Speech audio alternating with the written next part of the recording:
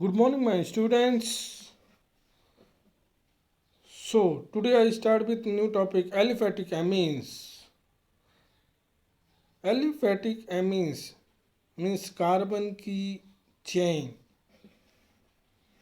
Aliphatic amines, derivatives of ammonia, in which one or more hydrogen atoms have been replaced by alkyl groups. Ammonia में जो present hydrogen atoms होते हैं NH3 that is ammonia, इसमें 3 hydrogen atoms present रहते हैं. जब एक hydrogen या फिर एक या एक से ज़्यादा हाइड्रोजन एटम्स उस अमोनिया में से निकल के हाइड्रोजन एटम्स निकल के और उसमें एल्काइल ग्रुप्स जब हम सब्स्टिट्यूट कर देते हैं, ऐड कर देते हैं, ऐसे कंपाउंड्स हमारा एलिफेटिक एमीन्स कहलाते हैं.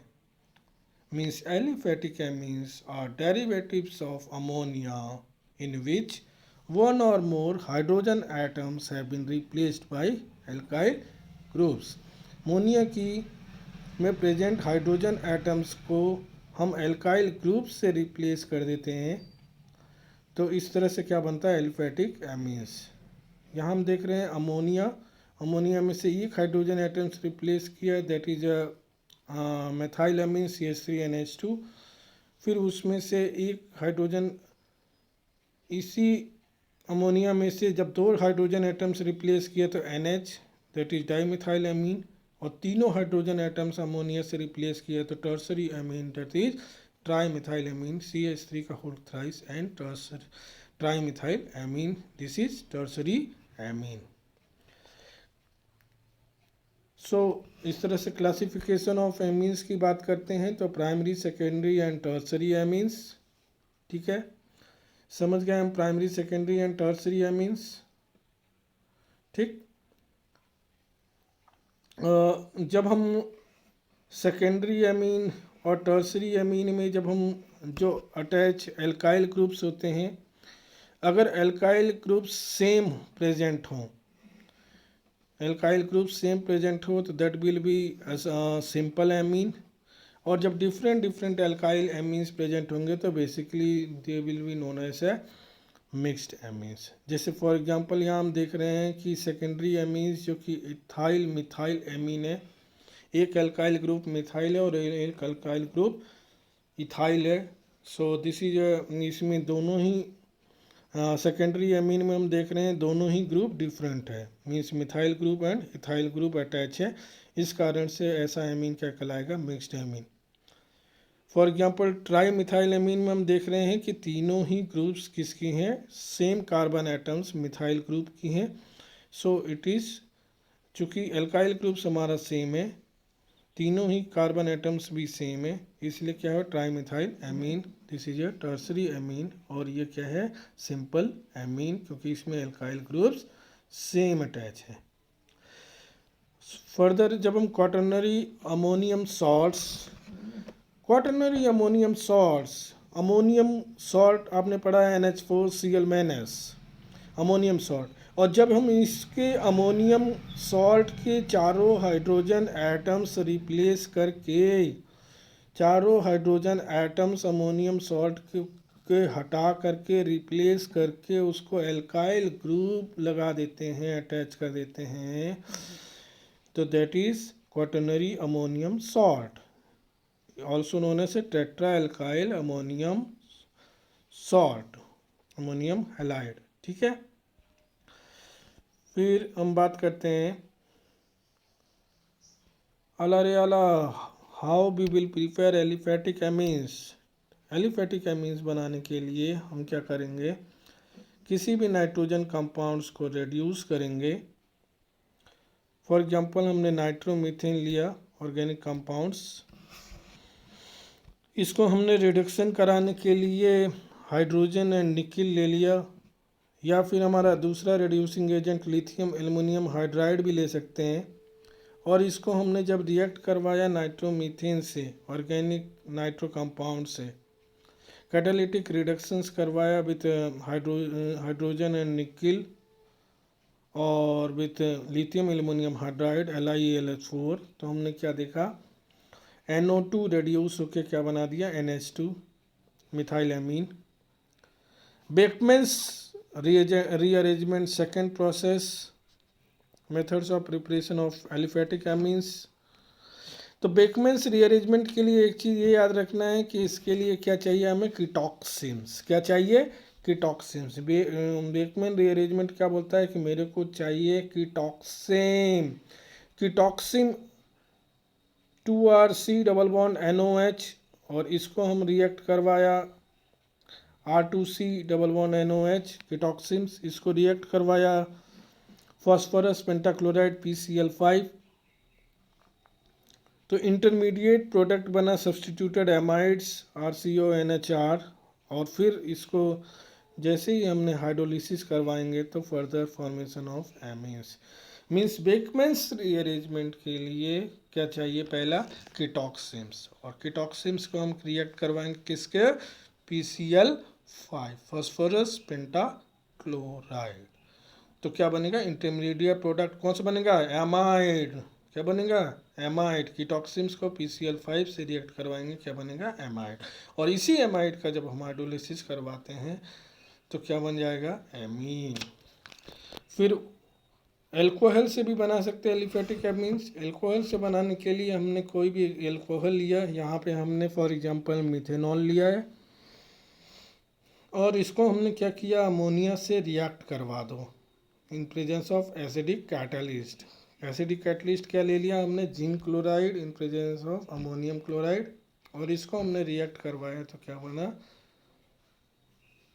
प्राइमरी एमीन बन गया मिथेनॉल से, मिथाइल एमीन CH3NH2, और सुनने से अमाइनोमीथिन। फिर है Hofmann ammonolysis of alkyl halide. Hofmann method से हम क्या करेंगे, अमोनिया की लाइसिस कराएंगे, अमाइनो ग्रुप्स को ब्रेक डाउन कराएंगे, किसकी मदद से, एल्किल हैलाइड की मदद से।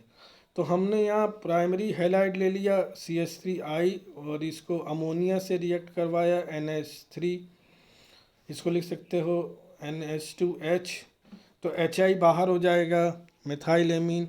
फिर हम इसी मिथाइल एमीन को एल्काइल हैलाइड से रिएक्ट कराएंगे तो सेकेंडरी एमीन डाईमिथाइल एमीन, और फिर इसी डाईमिथाइल एमीन को फिर से जब हम एल्किल हैलाइड से करवाएंगे तो क्या बनेगा, ट्राईमिथाइल एमीन और टर्सरी एमीन। और फिर जब हम इस टर्सरी एमीन को फिर से एल्किल हैलाइड से रिएक्ट करवाएंगे तो क्या बनेगा, क्वाटर्नरी अमोनियम सॉल्ट।